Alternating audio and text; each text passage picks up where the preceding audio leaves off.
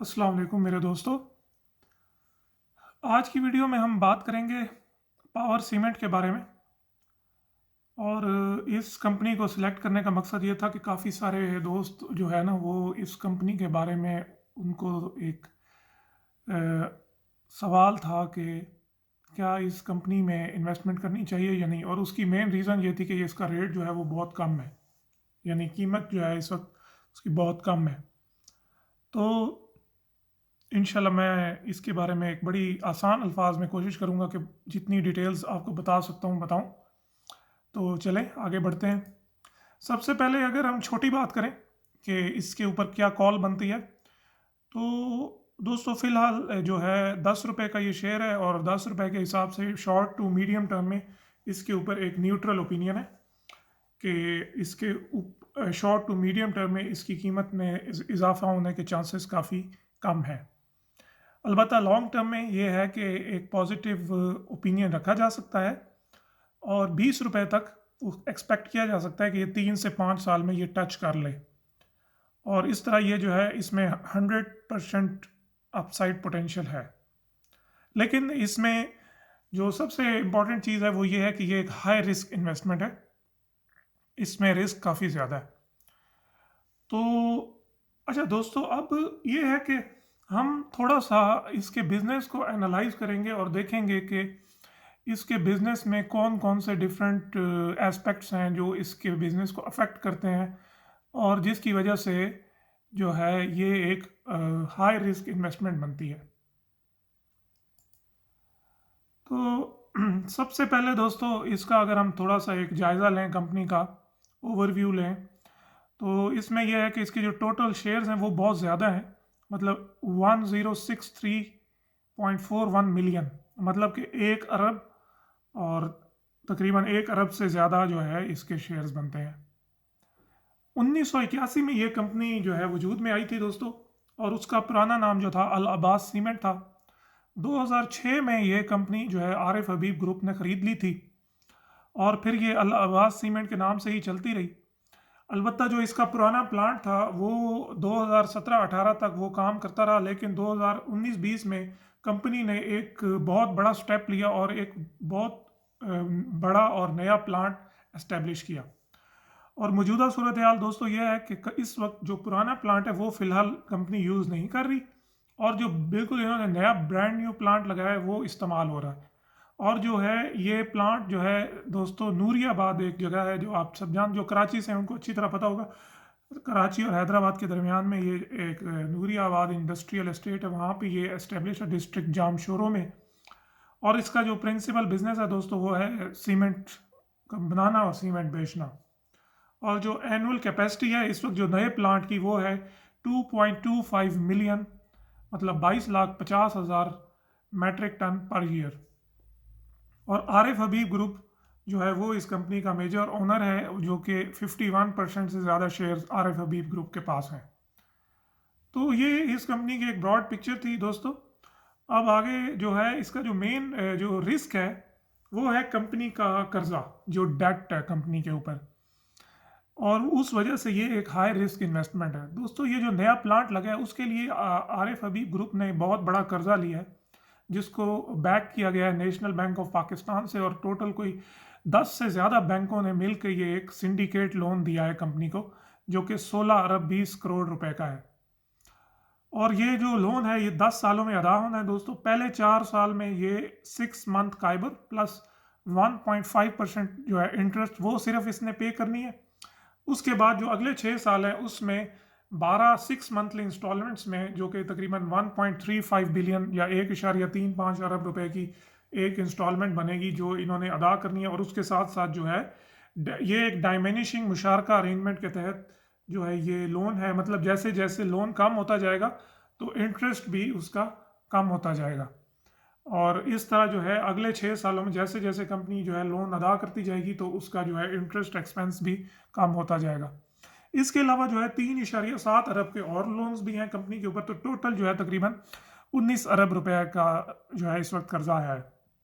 और इस एक साल में, अगले एक साल में मतलब 30 जून 2021 तक उसमें से जो है 64 करोड़ रुपए का जो असल है वो कंपनी ने अदा करना है। इसके अलावा कंपनी को जो अपना बिजनेस ऑपरेशंस के लिए जो है वर्किंग कैपिटल जिसको कहा जाता है, या शॉर्ट टर्म लोन्स जिसको कहा जाता है, 8 अरब रुपए का वो कर्जा है कंपनी के ऊपर। तो ये कर्जा जो है ये एक कंसिस्टेंट रहता है, जिससे कंपनी अपना जो है बिजनेस साइकिल को चलाती रहती है। तो ये सारे कर्जे मिला के जो सालाना जो कंपनी का इंटरेस्ट एक्सपेंस है, या जिसको हम सूद कहते हैं, वो 2.25 अरब रुपए का सूद बनता है। अब ये 2.25 अरब रुपए का जो सूद है, ये जाहिर है कंपनी के प्रॉफिट पे अच्छा खासा अफेक्ट डालता है, बहुत बड़ी अमाउंट है जाहिर है। और अगर तो कंपनी का जो है मतलब जो आमदनी है वो बहुत ज़्यादा हो, तो ये फिर उस हिसाब से इतना ना बने, लेकिन जितना कंपनी की आमदनी है उस हिसाब से ये सूद का जो अमाउंट है सूद की, ये बहुत ज़्यादा है। कंपनी के जो मेन स्ट्रेंथ्स हैं दोस्तों वो ये हैं कि एक तो इनके पास new state of the art plant है, जो कि लेटेस्ट टेक्नोलॉजी के साथ है, और वो बहुत ज़्यादा कॉस्ट एफिशिएंट है। इसके अलावा जो है इस वक्त जो ये पावर सीमेंट है वो साउथ जोन में, मतलब साउथ जोन से मुराद है Karachi and associated areas Pakistan के, उसमें ये सेकंड बिगेस्ट प्रोड्यूसर है सीमेंट का। इसके अलावा कंपनी का ज़ाहिर है समुंदर के साथ बहुत करीबी जो है वो लिंक है, कराची के साथ ही कंपनी का जो है प्लांट एस्टेब्लिश्ड है। तो कंपनी के लिए बहुत ईजी है अपने एक्सपोर्ट्स को इन्हेंस करना एज़ कम्पेयर टू जो है बाकी जो हमारे प्लेयर्स हैं जो नॉर्थ जोन में। इसके अलावा जो है कंपनी के पास waste heat recovery system established है। वेस्ट हीट रिकवरी का मतलब यह है कि जो हीट प्रोड्यूस होती है कंपनी की, वो दोबारा यूज़ हो सकती है, उसको रिकवर किया जा सकता है और उसको दोबारा जो है प्रोडक्शन में यूज़ किया जा सकता है। ये एक बहुत ही तकरीबन बहुत सारे जो हमारे सीमेंट के प्रोड्यूसर्स हैं उन्होंने ये सिस्टम लगाया हुआ है। तो ये सारी स्ट्रेंथ्स हैं इस कंपनी की दोस्तों। इसके अलावा जो कंपनी की मेजर वीकनेसेस हैं, जो कमज़ोरियां हैं, वो उसमें यह है कि एक तो कंपनी की जो बिजली है वो पाकिस्तान की जो नेशनल ग्रिड है उससे यूज़ हो रही है, जबकि बहुत सारे बाकी जो हमारे सीमेंट प्रोड्यूसर्स हैं वो अपनी बिजली खुद पैदा करते हैं। जिसमें जो है लकी सीमेंट का अगर मैं जिक्र करूँ कि लकी सीमेंट के पास अपना जो है बिजली पैदा करने का सारा सिस्टम अवेलेबल है। इसके अलावा कंपनी का सारा जो बिजनेस है दोस्तों वो नॉर्थ जोन में, सॉरी साउथ जोन में है। नॉर्थ जोन में कंपनी की प्रेजेंस नहीं है।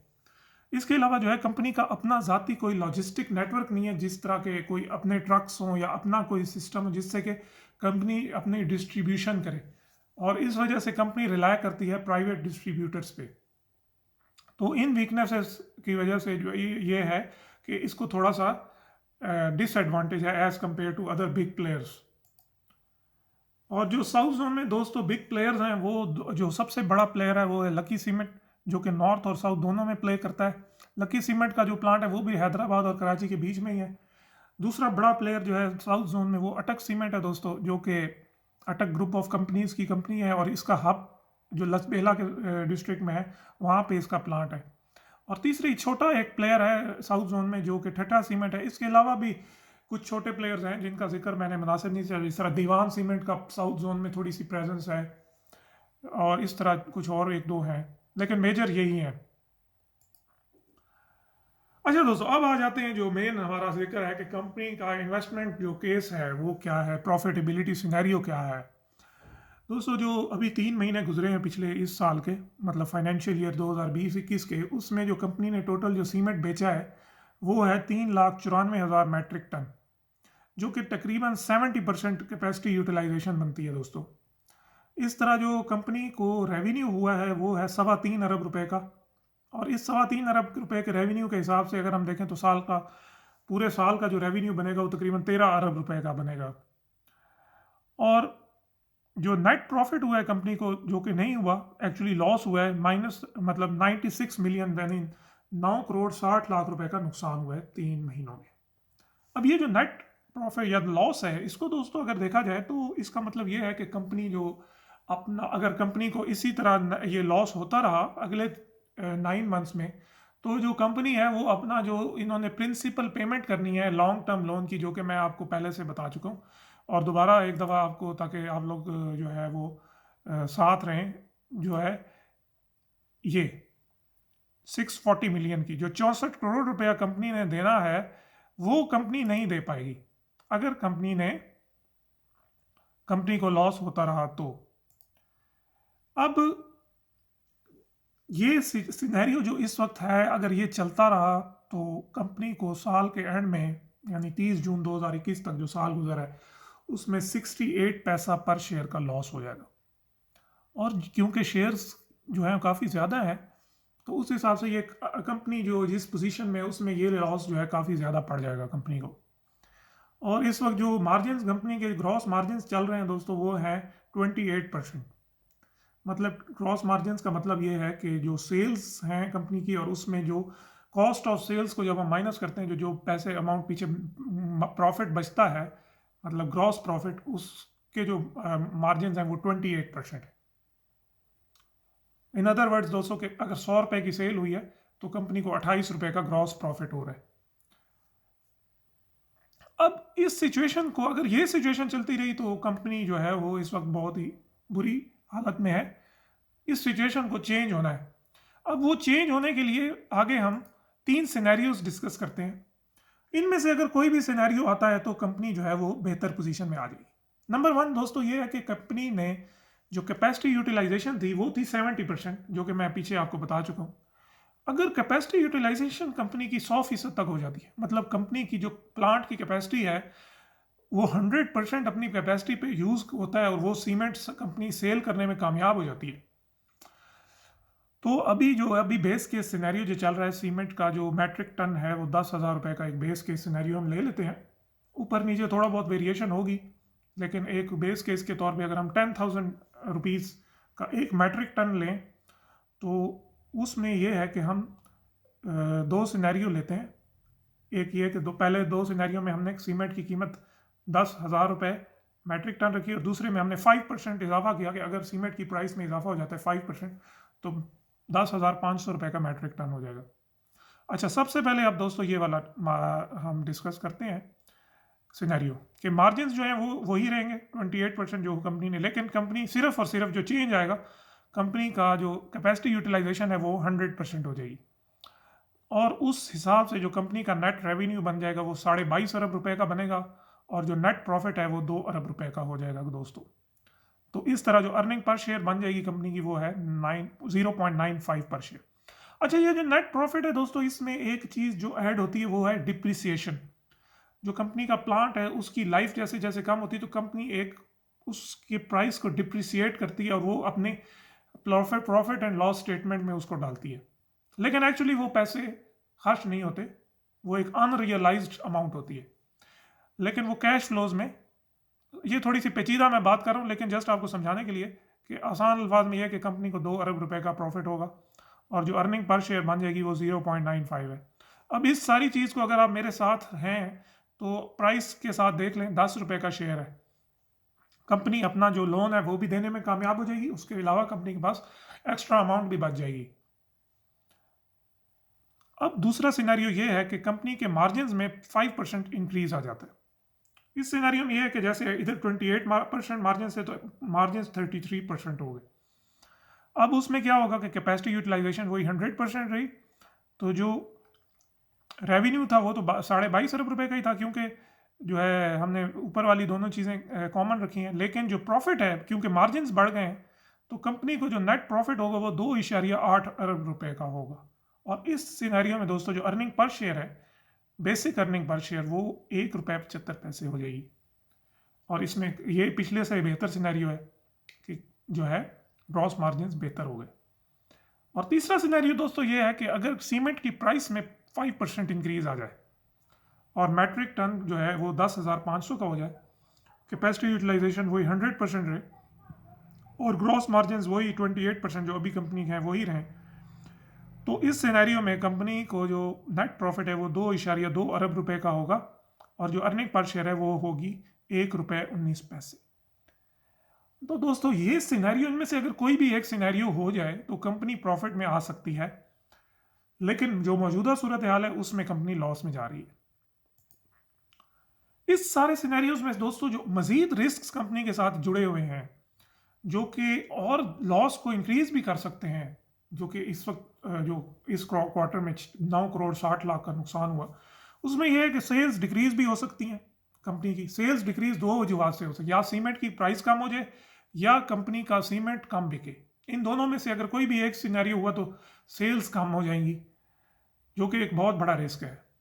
दूसरा रिस्क जो है कंपनी की, अगर गवर्नमेंट ऑफ पाकिस्तान बिजली की कीमत बढ़ा देती है, क्योंकि कंपनी की जो पावर है वो नेशनल ग्रिड से आ रही है, तो अगर इलेक्ट्रिसिटी की प्राइस बढ़ेगी तो डेफिनेटली दोस्तों कंपनी का जो मार्जिन्स हैं वो डिक्रीज़ हो जाएंगे। और तीसरा रिस्क ये है कि जो अगर गवर्नमेंट या स्टेट बैंक जो है इंटरेस्ट रेट्स इंक्रीज़ कर देता है, अगर सूद की शरह बढ़ जाती है, अभी दोस्तों फ़िलहाल 7% चल रही है, अगर सूद की शरह में 1% भी इजाफा होता है तो उसका कंपनी, क्योंकि कंपनी के ऊपर कर्जा काफ़ी ज़्यादा है, तो उसका कंपनी के प्रॉफिट पे बहुत ज़्यादा इम्पैक्ट पड़ेगा। ये अगर ये सारी चीज़ें नहीं होती, मतलब सेल्स और इनमें, तो कंपनी पॉजिटिव्स में जा सकती है। अब ये वो सारे रिस्क हैं दोस्तों जिसकी वजह से पावर सीमेंट का जो शेयर है, अगर हम उसकी प्राइस आए ये देखें, 9 रुपये 77 पैसे का जो शेयर मिल रहा है वो इन वजूहत की वजह से मिल रहा है। एक तो कंपनी लॉस में गई है 3 महीनों में, प्रॉफिट में नहीं जा सकी। दूसरा, कंपनी के ऊपर कर्जा बहुत ज़्यादा है। और ये सारे रिस्क जो हैं कंपनी के साथ जुड़े हैं, जो मैं बिल्कुल वीडियो के शुरू में जो मैंने जिक्र किया था कि एक हाई रिस्क इन्वेस्टमेंट है, तो उसकी वजूहत ये हैं। और इस वजह से आप देखें कि पिछले 3 सालों में पावर सीमेंट का जो शेयर है वो 10 रुपये को क्रॉस नहीं कर पाया। 2019 के एंड में जो है 5 रुपये तक चला गया था, और उस हिसाब से जो है 5 रुपये पे अगर किसी ने ख़रीदा तो ये जो है फिर काफ़ी देर जो है 6 रुपये पे भी जुड़ा रहा, और अभी फ़िलहाल 9 से 10 रुपये के बीच में ये चल रहा है। तो दोस्तों ये सारे रिस्क हैं इस कंपनी के साथ जुड़े हुए, और अगर तो आप रिस्क लेना चाहते हैं, अगर आप एज अ कंजर्वेटिव इन्वेस्टर, एक मोहतात इन्वेस्टर के तौर पे, मैं इस कंपनी में बिजनेस नहीं करूंगा। क्यों? क्योंकि मेरे पास और ऑप्शंस हैं। अगर मैंने, क्योंकि आप लोग देखते हो प्राइस के 9 रुपये 77 पैसे का शेयर मिल रहा है, लेकिन आपको ये देखना चाहिए कि इस 9 रुपये के पीछे बिजनेस के साथ क्या चीज़ें जुड़ी हुई हैं। यही चीज़ अगर हम कंपैरिजन कर लें लकी सीमेंट का दोस्तों, कि जो कि 700 रुपये का शेयर मिल रहा है, तो आपको लगेगा कि वो 700 रुपये में लकी सीमेंट सस्ता मिल रहा है as compare to power cement जो आपको 9 रुपये का मिल रहा है। और वो क्योंकि उस 700 रुपये में आपको बहुत सारी सिक्योरिटीज़ हैं। लकी सीमेंट के ऊपर कर्जा नहीं है। लकी सीमेंट के और बहुत सारे बिजनेसेस हैं, जिस तरह लकी किया, लकी मोटर है, लकी का एक बहुत बड़ा पावर प्लांट इस्टेब्लिश होने जा रहा है। तो दोस्तों अगर आपने सीमेंट में बिजनेस करना है, सीमेंट में इन्वेस्टमेंट करनी है, तो आप अगर हाई रिस्क इन्वेस्टमेंट करना चाहते हो तो फिर तो आप पावर सीमेंट को सिलेक्ट कर लो। लेकिन अगर आप रिस्क नहीं लेना चाहते तो फिर आप किसी सेफ कंपनी जाओ, जो सेफेस्ट है वो लकी सीमेंट है। तो दोस्तों ये मैंने कुछ चीज़ें बड़ी थोड़ा कोशिश की जितने आसान अल्फाज में आपको मैं बता सकूं मैंने बताया। और ये आज की वीडियो थी दोस्तों। और अपना ख्याल रखें, इंशाल्लाह फिर जल्द एक और वीडियो के साथ आपके पास हाजिर हूँगा। तब तक के लिए अपना ख्याल रखें। अल्लाह हाफिज़, फ़ी अमानिल्लाह।